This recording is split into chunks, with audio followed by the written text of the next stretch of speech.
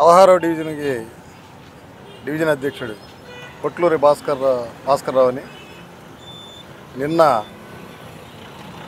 సంబంధం లేదు, అతను ఆటో నడుపుకుంటుంటాడు. ఆటో నడుపుకుంటా ఉంటే ఆటోతోటి ఒక ఈదర కోటేశ్వరరావు అని అలియాస్ బాబీని గుద్దినట్టుగా, అతని కింద పడి దెబ్బలు తగిలి చెయ్యి ఫ్రాక్చర్ అయినట్టుగా అక్రమ కేసు ఒకటి పెట్టి అతను తెచ్చి నిన్న స్టేషన్లో పెట్టి నైట్ కూడా ఇక్కడే పెడతాం జరిగింది. ఇప్పుడు రిమాండ్కి అంటున్నారు. ఇది కౌంటర్ కేసు పెట్టారు. ఎందుకంటే గతంలో 2023లో ఇతను బాబీ అనే దగ్గర భాస్కర్ సమ్ అమౌంట్ ఏదో 60,000 ఎంత తీసుకున్నట్టుగా, అప్పుడు అతన్ని డబ్బులు ఇవ్వమని, వడ్డీతో కలిపి ఇవ్వమని భాస్కర్ ఎస్టీ సామాజిక వర్గానికి సంబంధించిన అతను ఆ రోజు కులంతో దూషించి కొడతం జరిగింది. అప్పుడు అతను కేసు పెడితే ఎస్టీ అట్రాసిటీ కేసు కూడా 2023లో నమోదయ్యింది ఈదర కోటేశ్వరరావు మీద. మరి తర్వాత 2025 మార్చిలో కూడా మరి భాస్కర్ని గవర్నమెంట్ ఈ ఎన్డీఏ కూటమి రాగానే భాస్కర్రావుని కొడతం జరిగింది. కొట్టి ఆటోని కూడా ధ్వంసం చేయడం జరిగింది. అప్పుడు అతను రిమ్స్లో కూడా చేరాడు. ఆ రోజు పేపర్ కటింగ్స్లో, వీడియో క్లిప్పింగ్స్లో కూడా ఉంది. కానీ కేసు బుక్ చేయలేదు అతని మీద, ఎవరైతే కొట్టిన ఈదర బాబీ మీద. మరి మరలా ఈరోజు తప్పుడు కేసు ఒకటి పెట్టి అతన్ని ఈ రకంగా రిమాండ్కి పంపించడం అనేది మేమంతా వైఎస్ఆర్సీపీ మా డివిజన్ అధ్యక్షులు, అదేవిధంగా ఎస్టీ విభాగం సంబంధించిన నాయకులందరం కూడా ఖండిస్తున్నాం. ఎందుకంటే ఒక ఎస్టీ సామాజిక వర్గం, ఒక దళితుడిని ఈరోజు ఎన్డీఏ కూటమిలో మేము ఓసీ సామాజిక వర్గం ఉన్నామని చెప్పి అందరూ కూడా, ఇక్కడ సిఐ కూడా అదే సామాజిక వర్గం, ఆ బాబీ కూడా అదే సామాజిక వర్గం.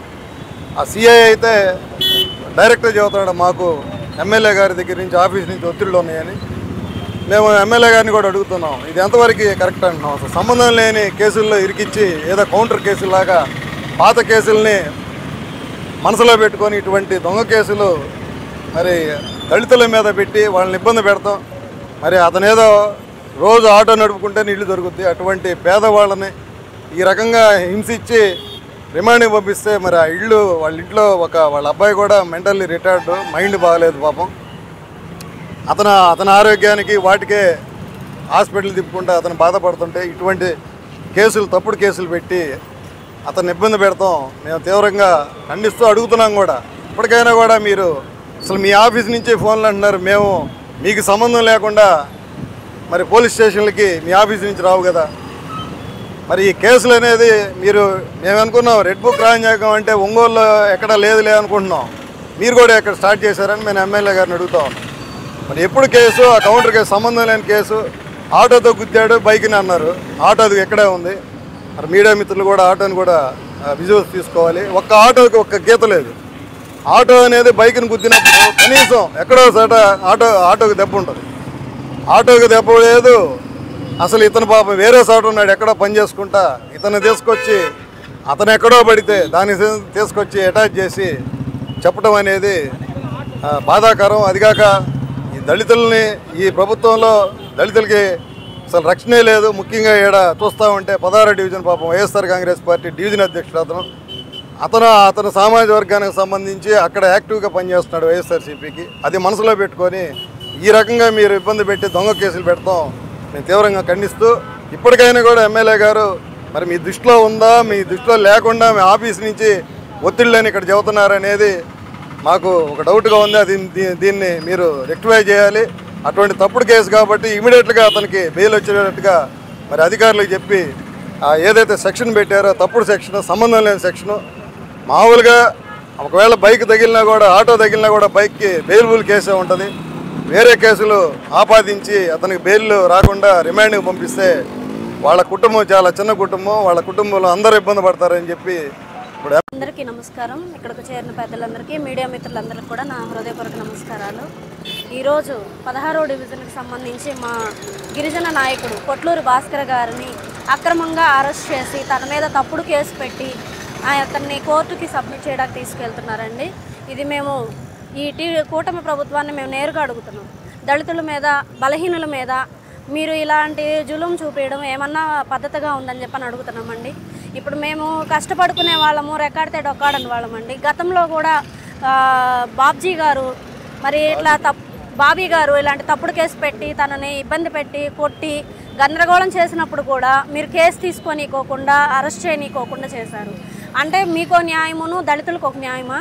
అంటే ఇది అధికార ప్రభుత్వంలో అధికార పార్టీకే పనులు జరుగుతాయి కానీ గిరిజనులకు పనులు చేయడానికి ప్రభుత్వం ముందుకు రాదనమాట. అంటే మా గిరిజనులు మీకు ఏం హాని చేశారండి? మేమేమన్నా మీ గురించి ఏమన్నా తప్పుడు ప్రచారాలు చేసేవాళ్ళమా, లేకపోతే మేమన్నా మీకు ఎదురొచ్చేవాళ్ళమా? ఆంబోతుల కొట్లాటలో లేగదొడలు పడిచచ్చినాయి అని చెప్పని మీ యొక్క జులుంకి మా నిరుపేదల్ని మీరు ఇలా చేయడం ఏమన్నా కరెక్ట్గా ఉందా? ఇప్పుడు అతని మీద తప్పుడు కేసు మీరు పెట్టినప్పుడు మరి అతను ఏం జరిగింది ఏంటి, అసలు అక్కడ ఉన్నాడా లేదా అనేది మీరు తెలుసుకోను కదా పోలీసులకి వచ్చి అరెస్ట్ చేయాల్సింది. మరి అంతకుముందు కూడా తనను కొట్టి తన ఆటో ధ్వంసం చేసి రిమ్స్లో జాయిన్ అయినప్పుడు కూడా అప్పుడు మీరు దెబ్బలు ఉన్నప్పటికీ కూడా మీరు కేసు తీసుకోలేదు మరి పోలీసులు. మరి ఇప్పుడు ఎలా అండి? అతను అసలు ఆ ఘటనలోనే అతను లేడు. అక్కడ లేనప్పుడు అతని మీద తప్పుడు కేసు ఎలా మీరు పెడతారు?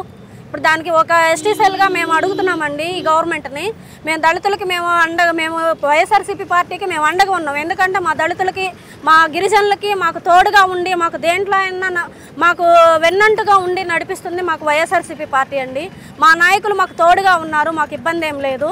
కానీ మా చుండూరావు గారి ఆధ్వర్యంలో మేము దీన్ని మా నాయకుడికి మీరు న్యాయం చేయకపోతే ఈ పోలీసు వ్యవస్థ కానీ ఈ యొక్క కూటమి ప్రభుత్వం కానీ మా నాయకులకి ఎటువంటి హానికరం చేసినప్పటికీ మేము వైఎస్ఆర్సీపీని అండగా మేము ఉన్నాము. మేమందరం కూడా వచ్చి మాట్లాడతామండి. దీన్నైతే అతన్ని విడిపించకపోతే మేము నిరసన చేయడానికి కూడా మేము సిద్ధంగా ఉన్నామని చెప్తున్నాం. అన్ని సంఘాలను కూడా మేము ఏకం చేసుకొని దళిత సంఘాలన్నీ కలిసి మేము నిరసన కూడా చేస్తామని చెప్తున్నాం. పొట్లూరి భాస్కర్ రావు 16వ డివిజన్ వైఎస్ఆర్ కాంగ్రెస్ పార్టీ అధ్యక్షుడిని ఉన్న వాళ్ళ కుటుంబ సభ్యులు వైఎస్ఆర్ పార్టీ లీగల్ సెల్ అయిన మాకు ఇట్లా ఒక కేసులో తీసుకొచ్చారని మాకు సమాచారం ఇవ్వగా మేము ఒంగోలు తాలూకా పోలీస్ వారిని సంప్రదించాము. లాయర్లుగా అడిగాం, కేసు గురించి వివరాలు అడిగాం. ఏం సార్ ఎందుకు అట్లా అయిందని అంటే అతను ఒక ఈదర కోటేశ్వరరావు అనే అతన్ని ఆటోతో వెనక వైపు నుంచి వచ్చి గుద్ది అతనికి గాయాలు కలగజేశాడు. తర్వాత కింద పడిన వ్యక్తిని చేతులతో కాళ్ళతో కొట్టాడని చెప్పని కేసు పెట్టారని. తర్వాత మేము కేసు పూర్వలు విచారించుకున్నాం. భాస్కర్ రావుని అడిగితే ఏమంటారంటే 2023లో ఈ భాస్కర్ రావు ఈ ఈదర కోటేశ్వరం మీద ఒక SC/ST కేసు పెట్టాడు. ఆ కేసుకు సంబంధించి ప్రజెంట్ కోర్టులో విచారణ పెండింగ్ ఉంది. ఆ కేసు రాజీ చేసుకోమని ఒత్తిడి చేస్తున్నాడని చెప్పని, అట్లాగే అతను ఏదో డబ్బులు ఇవ్వాలని చెప్పని అంటా ఉన్నాడు. డబ్బులు ఇవ్వాలంటే మనకు చట్ట ప్రకారం మీ అందరికీ తెలుసు, ఏదన్నా ప్రామిస్ నోట్లున్న ఇంకోటిన్నా సివిల్ కోర్టు ద్వారా న్యాయం పొందాలా. సివిల్ కోర్టులో దావా వేసుకొని డిగ్రీ పొందితే అతని మీద ఆస్తులు తీసుకోవాలా. అట్లా కాకుండా ఇప్పుడు తప్పుడు సాంప్రదాయం అనేది ఒకటి తీసుకొచ్చి పోలీసుల ద్వారా ఒత్తిడి చేసేస్తే డబ్బులు వసూలు చేసుకుందాము, లేకపోతే తప్పుడు కేసులు పెట్టి వీళ్ళని జైలుకు పంపిద్దాము. ఇప్పుడు కక్షపూరితంగా ఏంటంటే నా మీద SC/ST కేసు పెట్టారు కాబట్టి నేను కూడా ఇతని మీద ఒక కేసు పెట్టాలనే ఒత్తిడితోటి అతనికి దెబ్బలు, ఇతను ఎటువంటి నేరం చేయకపోయినా అతను దెబ్బలు తగిలినట్టుగా హాస్పిటల్లో ఒక సర్టిఫికేట్ తీసుకొచ్చుకొని నా బెయిలబుల్ అయిన సెక్షన్లు కూడా నాన్ బెయిలబుల్గా మార్చి ఈ రాష్ట్రంలో ఏంటంటే బీసీల మీద, SCల మీద, STల మీద అనేక రకమైన అక్రమ కేసులు పెడతా ఉన్నారు.